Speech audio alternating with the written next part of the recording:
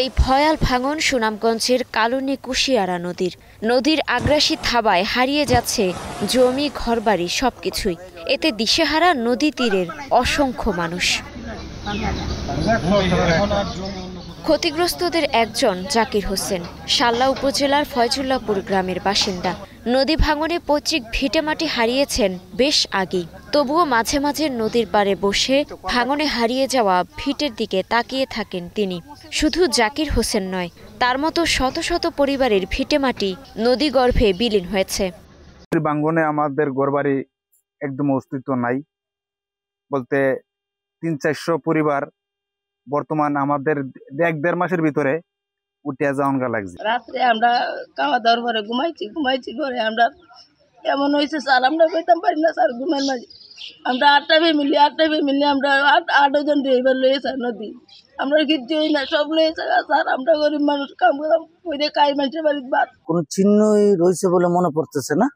2-4টি ঘর হয়তো পুরাতন রয়েছে, বাকিগুলা সম্পূর্ণ নতুন করে বসত করার যেখানে বসতি করছে ওইখান পর্যন্ত আবার নদী ভেঙে নিয়ে গেছে এই কুশিয়ারা কালনী নদী। আমাদের এলাকার মানুষ অস্থিতিশীল অবস্থায় আছে এবং খুব দূর অবস্থায় আছে। বাড়িঘর ভেঙে বিচ্ছিন্ন হয়ে গেছে এবং কুশিয়ারা গ্রামটা 3 ভাগের 2 ভাগ হয়ে বিলীন হয়ে গেছে।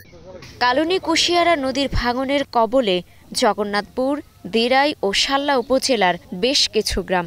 ভয়াবহ ভাঙনের মুখে পড়েছে শাল্লা উপজেলার 6টি পয়েন্টের 10টি গ্রামের 50,000-এর বেশি মানুষ।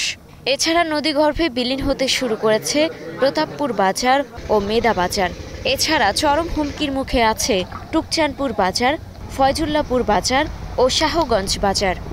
আমাদের অস্তিত্ব বিলীন, যা প্রায় 400-500 ঘর সবাই হাওরে চলে গেছে, প্রায় এখন 200-100 ঘর আছে। যদি সরকারের কোনো বড় ধরনের পদক্ষেপ না নেয় তাহলে আমরা এই ফয়জুল্লাহপুর গ্রামের অস্তিত্ব হয়তো থাকবে না।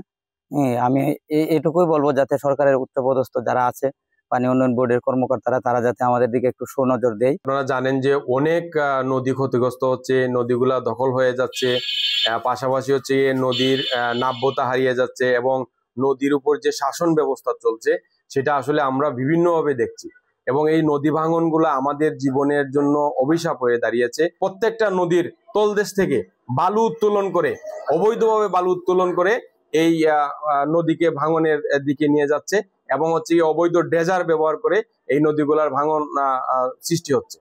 এই ভাঙন ঠেকাতে সরকারের পক্ষ থেকে জরুরি ভিত্তিতে কিছু কাজ করার চেষ্টা করলেও তাতে সুফল আসছে না। তবে উচ্চতর প্রকল্পের কথা জানালেন এই কর্মকর্তা। সুনামগঞ্জ জেলার কালনী ও কুশিয়ারা নদী তীরবর্তী ভাঙন প্রবণ এলাকাসমূহ যেমন গ্রাম শাল্লা, প্রতাপপুর, ফয়জুল্লাহপুর, মুসাপুর ইত্যাদি এলাকায় ভাঙন প্রতিরোধে করণীয় ব্যবস্থার নির্ধারণের জন্য ইতিমধ্যেই ফিজিবিলিটি স্টাডি সম্পাদন করা হয়েছে। উক্ত ফিজিবিলিটি স্টাডির আলোকে প্রকল্প প্রণয়নপূর্বক দাখিলের প্রক্রিয়াধীন রয়েছে। ক্ষতিগ্রস্তদের জন্য ক্ষতিপূরণের ব্যবস্থা এটা আমাদের প্রকল্পে অন্তর্ভুক্ত করা হবে। ভাঙনের হুমকিতে আছে জেলার তাহিরপুর ও দোয়ারাবাজার উপজেলারও বেশ কয়েকটি গ্রাম। Desk report, star news.